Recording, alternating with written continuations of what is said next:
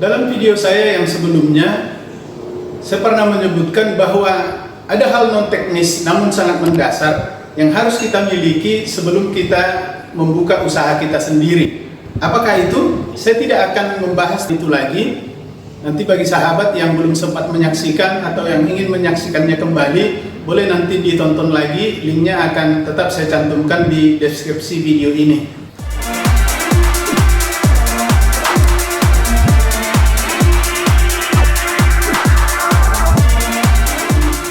Selamat bertemu kembali lewat video singkat ini. Senang rasanya bisa menemui para sahabat sekalian, walaupun hanya lewat video ini. Terima kasih sudah menyaksikan video saya yang sebelumnya. Terima kasih juga sudah menyempatkan waktu untuk menyaksikan video singkat ini. Oke para sahabat, langsung saja. Dalam video ini, saya akan bercerita tentang apa dan bagaimana caranya membuka usaha sendiri, khususnya usaha di bidang penjualan alat tulis kantor, dan juga ada fotokopi, dan juga ada foto studio. Yang pertama yang harus kita persiapkan adalah tempat. Dalam memilih tempat, ada panduan ataupun ada kriteria yang harus kita perhatikan. Sebisa mungkin tempat ini harus berada di lokasi yang strategis, mudah akses, dan sebisa mungkin diusahakan di jalan besar ataupun jalan utama di tempat kita, dekat dengan perkantoran, dekat dengan sekolah, dan juga dengan pemukiman penduduk. Selain lokasi yang strategis, tempat usaha kita juga harus mempunyai space yang memadai. Artinya, tempat kita jangan terlalu kecil ataupun terlalu sempit, agar supaya nanti para konsumen kita tetap bisa nyaman walaupun ketika toko kita sedang ramai pengunjung. Setelah kita memiliki tempat, selanjutnya kita harus mempersiapkan sarana dan prasarana yang dibutuhkan. Apa saja? Ada banyak macamnya. Mungkin kalau disebutkan satu persatu akan panjang. Namun nanti bisa disesuaikan dengan kemampuan dan keperluan kita, di mana biasanya ketika kita baru membuka ataupun memulai usaha kita sendiri, kita belum tahu benar apa-apa saja. Jadi ada baiknya di awal kita mempersiapkan yang perlu-perlu saja. Yang pertama yang harus kita persiapkan adalah lemari ataupun etalase. Ini untuk banyaknya nanti disesuaikan dengan space tempat kita, dan juga mungkin disesuaikan dengan kemampuan kita. Barang yang kita display di depan umumnya adalah barang yang fast moving ataupun barang yang putarannya cepat, dan juga barang-barang yang fisiknya kecil. Nanti untuk di lemari yang di dinding, kita menempatkan barang-barang yang putarannya tidak begitu cepat, dan juga barang-barang yang fisiknya besar. Karena kalau kita taruh di depan ataupun kita pajang di depan, akan menghalangi pandangan kita dan pandangan konsumen juga. Oke sahabat, setelah kita memiliki lemari ataupun etalase untuk display dan pajangan, selanjutnya kita harus mempersiapkan barang-barang yang kita butuhkan ataupun barang-barang yang akan kita jual. Apa saja barang-barang yang akan kita jual? Jika mau disebutkan satu persatu, itemnya banyak sekali. Dan juga mungkin karena kita awam, kita mungkin bingung ataupun tidak tahu apa aja barang yang akan kita jual. Saya ada satu masukan. Jika para sahabat tidak tahu ataupun masih bingung mau menjual barang apa saja, mungkin para sahabat bisa pergi ke toko lain yang sudah eksis. Nanti boleh para sahabat lihat di sana barang-barang apa aja yang mereka pajang, dan juga barang-barang apa aja yang mereka jual di tokonya. Atau ada saran lain yang saya lakukan dulu ketika saya baru memulai usaha ini, di mana saya menghubungi supplier saya, dan saya mengatakan ke dia bahwa saya akan membuka usaha penjualan alat tulis kantor dan fotokopi. Saya bilang ke dia, tolong persiapkan barang-barang yang putarannya cepat dan sering laku di toko fotokopi. Sudah barang tentu seorang salesman akan paham sekali barang-barang yang dijual di toko fotokopi dan alat tulis kantor. Karena toko kita, toko penjualan alat tulis kantor dan fotokopi, sudah barang tentu kita harus memiliki mesin fotokopi. Ada satu referensi yang mau saya berikan kepada para sahabat. Jika ingin para sahabat membeli mesin fotokopi, saya sarankan untuk membeli mesin merek Canon. Maaf, video ini tidak disponsori mesin fotokopi Canon. Ini saya berikan referensi karena saya sudah memakainya puluhan tahun dan saya bisa kasih masukan bahwa mesin ini cukup bandel ataupun tidak rewel, di mana perawatannya juga cukup mudah dan sederhana. Mungkin untuk hal-hal yang butuh penanganan khusus baru kita nanti membutuhkan jasa teknisi. Selain mesin fotokopi, kita juga harus mempersiapkan sebuah mesin press ataupun mesin laminating, di mana mesin ini berguna untuk melaminating berkas-berkas penting dari konsumen kita nantinya. Mesin press ini juga mempunyai sumbangsi yang tinggi nanti kepada cash flow pemasukan di toko kita. Peralatan selanjutnya yang harus kita miliki adalah kita harus memiliki yang namanya alat pemotong kertas. Alat pemotong kertas ini nanti kita taruh di meja kerja, di mana meja kerja ini kita usahakan dekat dengan mesin fotokopi. Karena alat pemotong kertas ini berhubungan dengan fotokopi nantinya. Jadi kalau jaraknya jauh dari mesin fotokopi, nanti pekerjaan kita jadi kurang efisien. Peralatan lain yang kita butuhkan adalah kita harus memiliki necis besar. Necis besar ini beda dengan necis yang biasa kita gunakan di tangan, karena necis ini nanti kita tempatkan juga di meja kerja, di mana gunanya kita untuk menyatukan berkas-berkas yang tebal ataupun nanti untuk menjilid berkas yang datang dari konsumen kita. Agar lebih lengkap dan komplit, saya sarankan para sahabat juga menyediakan alat untuk jilid spiral. Mungkin nanti di awal-awal pekerjaan ini tidak begitu banyak, tapi alangkah sayangnya nanti jika ada konsumen yang meminta kita untuk jilid spiral, kita tidak bisa. Jadi saran saya, jika memungkinkan, langsung saja di awal dilengkapi dengan alat untuk jilid spiral.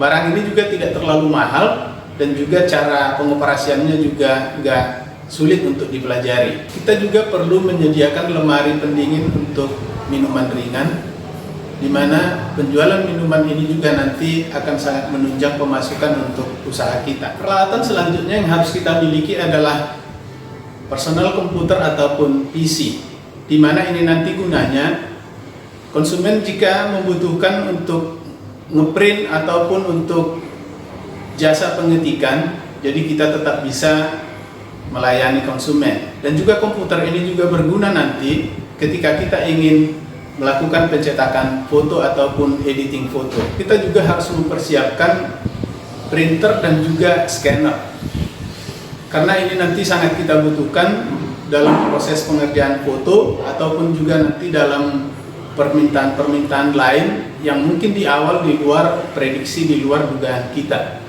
Dalam hal pengadaan printer dan scanner, saya ada saran agar kiranya jangan membeli printer dan scanner yang unitnya jadi satu, karena ada hal yang riskan. Contohnya, umpamanya suatu saat scannernya macet ataupun rusak, sudah otomatis printernya nggak bisa kita pakai.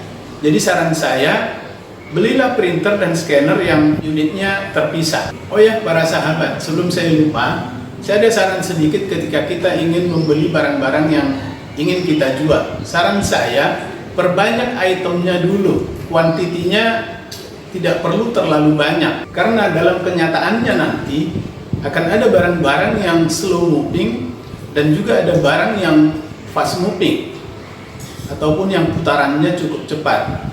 Jadi alangkah sayangnya jika barang itu slow moving tetapi kita tumpuk banyak, nanti perputaran keuangan kita akan tidak bagus. Oke, kita masuk ke bagian akhir, yaitu dalam usaha foto studio.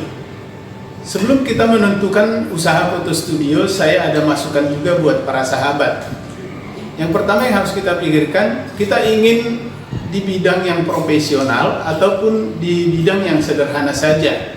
Karena seperti kita tahu, usaha fotografi itu, jika kita ingin membuka usaha yang profesional, itu membutuhkan modal ataupun membutuhkan uang yang sangat-sangat besar, di mana nanti mulai dari tempat, peralatan, SDM, dan juga kemampuan SDM-nya harus mumpuni, karena bidang fotografi itu sangat luas dan juga persaingannya sangat kuat juga.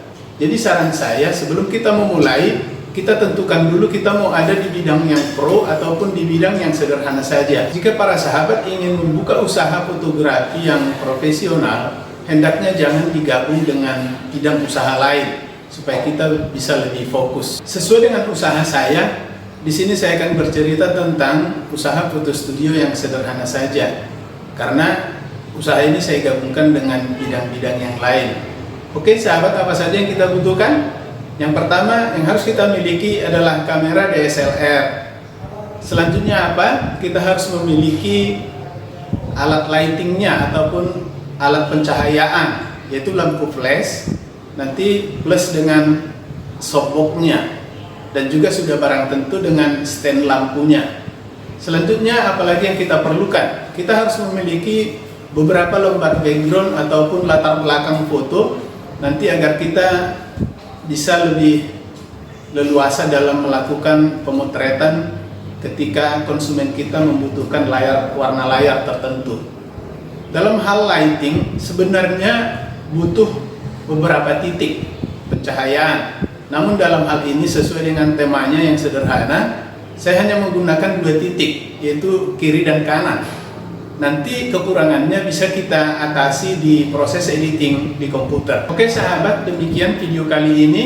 Secara singkat saya akan ulangi dari awal apa saja yang kita butuhkan ketika kita ingin memulai usaha penjualan alat tulis kantor, fotokopi, dan juga foto studio sederhana. Yang pertama yang harus kita miliki adalah tempat. Yang kedua, kita harus memiliki lemari ataupun etalase untuk memajang ataupun display barang-barang kita. Yang ketiga, kita harus memiliki mesin fotokopi. Selanjutnya kita harus memiliki mesin laminating. Selanjutnya juga kita harus memiliki alat potong kertas dan juga necis besar. Selanjutnya kita menyediakan alat untuk jilid spiral. Kemudian kita harus memiliki komputer, printer, dan juga scanner. Dan yang terakhir yang barusan saya sebutkan adalah peralatan foto studio. Oke sahabat, itulah yang saya lakukan dulu dan itu yang saya seringkan sekarang. Mungkin apa yang sudah saya seringkan saat ini mungkin tidak bisa menjawab seluruh kebutuhan para sahabat sekalian. Namun nanti seiring berjalan waktu para sahabat bisa menemukan apa-apa saja yang kita butuhkan.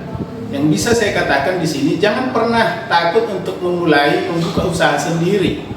Akan ada banyak sumber-sumber pemasukan di mana di awal kita tidak menyadari ataupun itu di luar prediksi kita.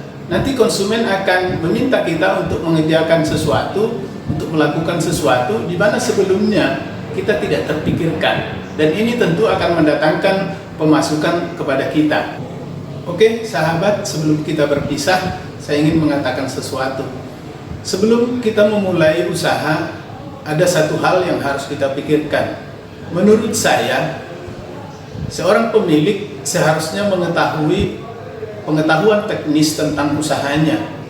Karena apa? Dalam perjalanan bisa saja nanti kita ditinggal oleh karyawan kita ataupun karyawan kita berhenti. Jika kita tidak mampu melakukannya, sudah barang tentu usaha kita tidak akan bisa berjalan. Jadi maksud saya, seorang pemilik harus bisa mengoperasikan usahanya walaupun tanpa ada orang lain. Sehingga ada dan tanpa orang lain, usaha kita tetap bisa berjalan. Akhir kata, terima kasih sudah menyaksikan video ini. Jangan lupa untuk like dan subscribe. Buat para sahabat yang belum subscribe channel saya, tolong dong di subscribe channel ini. Dan juga jika para sahabat merasa bahwa video ini bermanfaat ataupun berguna, boleh dibagikan kepada teman-teman kita yang lain. Sampai ketemu di video berikutnya. Tetap semangat, jangan lupa bergembira, karena hati yang gembira adalah obat yang sangat mujarab. See you, Tuhan memberkati, salam.